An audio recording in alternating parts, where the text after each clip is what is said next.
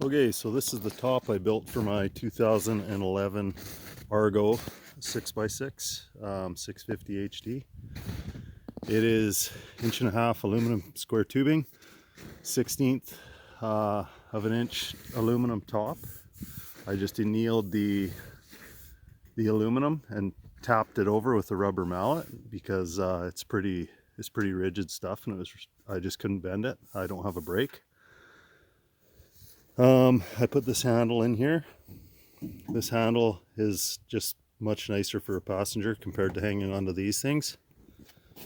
It has the Argo bumper that I extended right to the back, and then the 1.5" angle, or I believe, sorry, 2" angle aluminum that the tubing is mounted to. There's 3 bolts.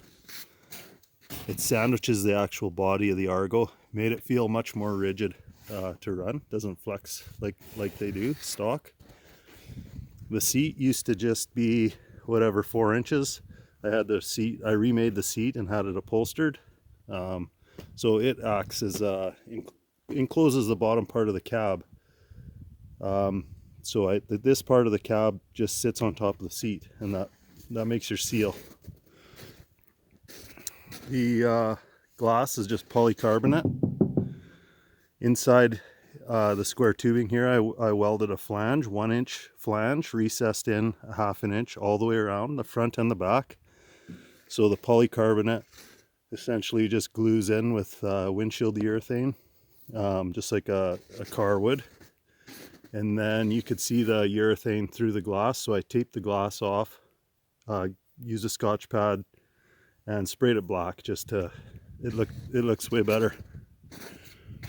These gussets I put in here because the plan is to make doors. I don't know whether they're going to be rigid aluminum doors or a canvas door, but around, I don't know if you really need it here in BC where I'm at. I don't know if I'd use the doors all that much, but I took one of the cup holders out and put this in. It has a computer fan in the bottom. There's a switch here that says heater. When you turn that on, this fan pumps the hot air from the engine compartment. It actually works good. It's quite noticeable with the cab on. Even without doors, there's quite a bit of heat swirling around in there.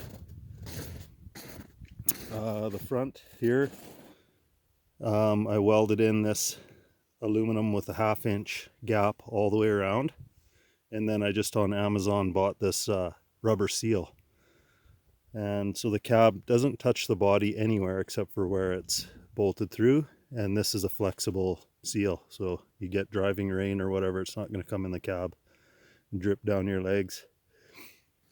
I put this piece in just so I didn't have all that big huge windshield. I didn't think it was necessary. The windshield wiper is just an Amazon windshield wiper. I didn't want an electric one, just I don't know, simplicity, I guess. Usually you only need 1 or 2 wipes and you're good for a while. I think with the electric one you could forget to turn it off and scratch the polycarbonate because it doesn't take much to scratch that stuff. I just spot welded, or not spot welded, but like 1 inch tacks in there. When I was done, I did take a auto body seam sealer and seal everything. Just to seal it, there's no need to weld this solid.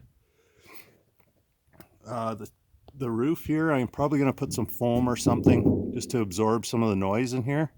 And I could see this maybe condensation building up in here without it. It hasn't happened to me yet, but I could see it happening. These handles, grab handles, are really nice for getting in and out, and just for the passenger again while you're cruising.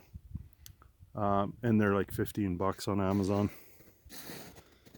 Aside from that, I built the hitch here for it. I found the hitch really super flimsy and potentially could break the machine because it's not mounted to much back there, so I mounted it to the body up here as well. It makes it way more rigid.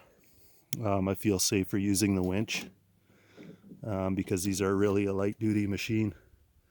This winch I put it on here to lift the drag up and down because I have my own ski hill, 14-acre ski hill with a rope tow that uses 2,400 feet of rope. So this is my little groomer, and it works pretty good for that. Aside from that, I don't know what other info might help. The whole roof weighs, I don't know what it weighs, but I can unbolt it and lift it on and off myself. I mounted some lights on the back, and I just used some stainless steel tubing to run the wiring. I was going to run it inside the frame of the roof, but decided not to. And again, Amazon has switch that says rear lights, so I bought a rear light switch, the heater switch, you know what everything is. It's all connected to ignition source, so you can't forget to leave anything on. Again, super simple roof. It took me probably 2 full days plus a week of evenings to build it. It wasn't too bad. Yeah, aside from that, super fun little rig. And depending on the snow, they pretty much go anywhere. Thanks for watching.